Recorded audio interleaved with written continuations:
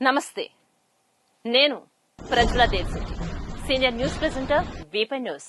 మహిళల రక్షణ కోసం కవచంగా మారి కవాతో చేస్తున్న హెవెన్ హోమ్ సొసైటీకి వార్షికోత్సవ శుభాకాంక్షలు. 20 ఏళ్లగా ఆడవాళ్లను మూడో కన్ను నుండి అంటే స్పై క్యామ్ నుండి కంటిరెప్పలా కాపాడే ప్రయత్నం చేస్తున్న సంస్థ ఫౌండర్ వరలక్ష్మి గారికి ఆడవారి అందరి తరపున అభినందనలు. సేవా భారత్ అవార్డుకు నన్ను ఎంపిక చేసినందుకు గాను వరలక్ష్మి గారికి మరొకసారి కృతజ్ఞతలు. ఇక నేను ఎంచుకున్న టాపిక్ లోకి ఎంటర్ అయిపోదాం.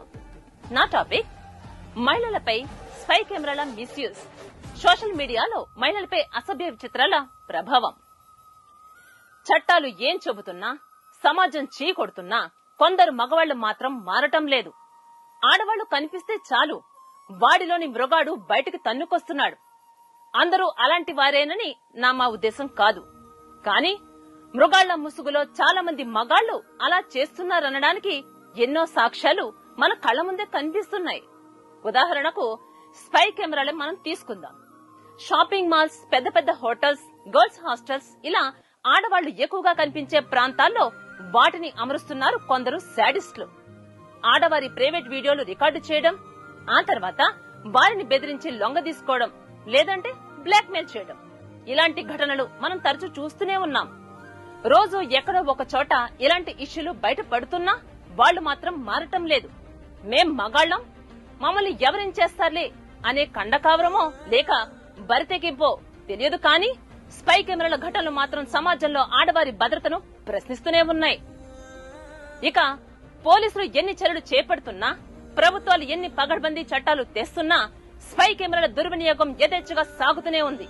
ఇంకొందరైతే ఆడవాళ్లకి ఉచిత సలహాలు ఇస్తూ ఉంటారు. షాపింగ్ మాల్స్, రెస్టారెంట్స్, హాస్టల్స్ లాంటి చోట కొంచెం జాగ్రత్తగా ఉండాలని సూచిస్తూ ఉంటారు. సైకోలు ఎక్కడ కెమెరాలు పెడతారో ఆడవారికి మాత్రం ఏం తెలుస్తోంది పాపం. ఇక స్పై కెమెరాలది ఒకెత్తైతే సోషల్ మీడియాది మరో ఎత్తు. సోషల్ మీడియా ప్రభావం అంతకంతకు పెరుగుతున్నటువంటి ఈ టైంలో ఆడవారికి రక్షణే కరువైందని చెప్పడం బాధ కలిగిస్తోంది. మన భావాలను యథేచ్ఛగా చెప్పుకోవడానికి సోషల్ మీడియా ఓ వేదిక, అందులో ఏం డౌట్ లేదు. అయితే దాన్ని దుర్వినియోగం చేసే బ్యాచ్లు కూడా బయలుదేరాయి. YouTube, Facebook, Twitter, Instagram, WhatsApp, Telegram లాంటి యాప్స్ ను వాడి చాలా మంది ఆడవారిని భయపెడుతున్నారు. అసభ్యకర చిత్రాలను పోస్ట్ చేస్తున్నారు. అసహించుకునేలా కామెంట్లు పెడుతున్నారు.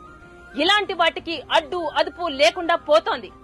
ఇలాంటి సోషల్ మీడియా పోస్టులపై ఏపీలో ఏకంగా రాజకీయాలే అట్టుడిగిపోతున్నాయి. వారిది తప్పు, వీరిది కరెక్ట్ అని చెప్పటం కాదు, కానీ సోషల్ మీడియా పేరుతో కొందరు సైకోలు చేసినటువంటి అరాచకాలు అన్ని ఇన్ని కావు. సోషల్ మీడియాలో అసభ్యకరంగా పోస్టులు పెడితే తట్టుకోవడం మగవారికి కష్టం. మరి ఆడవాళ్ల పరిస్థితి ఎంత దారుణంగా ఉంటోందో ఒక్కసారి ఊహించుకోండి. మనం సభ్య సమాజంలో ఉన్నాం. మన చుట్టూ కూడా ఆడవాళ్లు ఉన్నారు. అమ్మ, అక్క, చెల్లి, భార్య, కూతురు ఇలా ఆడవారితోనే కలిసి ఉంటున్నాం, కలిసి బతుకుతున్నాం. మరి అలాంటప్పుడు ఇతర స్త్రీలపై పోస్టులు పెట్టేటప్పుడు ఒక్కసారి ఆలోచించుకోవాలి కదా. స్త్రీ అర్ధరాత్రి రోడ్డుపై స్వేచ్ఛగా నడుస్తూ వెళ్లినప్పుడే దేశానికి నిజమైన స్వాతంత్రం వచ్చినట్లు అని గాంధీజీ ఎప్పుడో చెప్పారు. కానీ బయట తిరగడం మాట అటుంచితే ఇంట్లో ఉన్నా కూడా వేధింపులు తప్పడం లేదు. ఇప్పుడు ఇలాంటి అరాచకాలు ఆగాలి అంటే చట్టాలు మరింత కఠినంగా మారాలి. ప్రభుత్వాలు ఎవరిని ఉపేక్షించకూడదు. అప్పుడే మహిళలకు నిజమైన స్వేచ్ఛ లభిస్తోంది.